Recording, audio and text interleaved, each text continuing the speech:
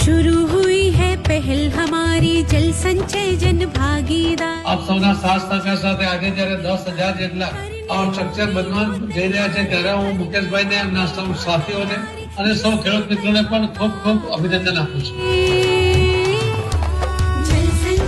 મિત્રો આપણે જોઈએ છે કે મોદી સાહેબનું અભિયાન કેચ ધ રેન, ગામનું પાણી ગામમાં, ખેતરનું પાણી ખેતરમાં, એક પણ ટીપું પાણી દરિયામાં વહી ના જાય એના માટે મોદી સાહેબે આ કેચ ધ રેન નો પ્રોગ્રામ સમગ્ર ભારત દેશની અંદર જે આપ્યો છે એ પ્રોગ્રામ આપણા પ્રદેશ અધ્યક્ષ CR પાટીલ સાહેબે સમગ્ર જનતાને સાથે લઈને એક જન આંદોલન બનાવી દીધું। संरक्षण संवर्धन करना होगा पूरा, जल का संरक्षण संवर्धन करना होगा पूरा।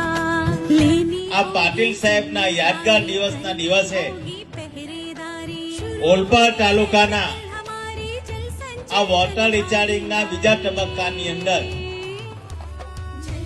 104 ગામની અંદર ખેતર વિસ્તાર અને ગ્રામ્ય તળના વિસ્તારની અંદર બોરિંગના રિચાર્જના કામો કરાવ્યા। जल संचय जन